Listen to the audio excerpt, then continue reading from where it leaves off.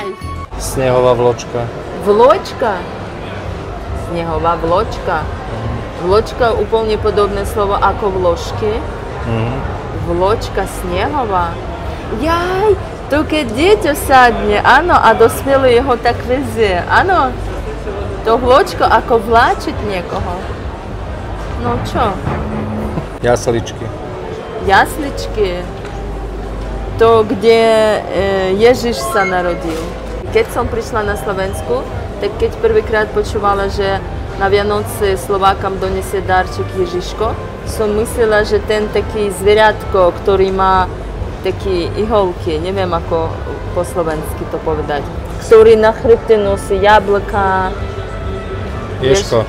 Ako? Ješko. Ješko, som myslela, že vám Ješko. To spútala som s Ježiškom.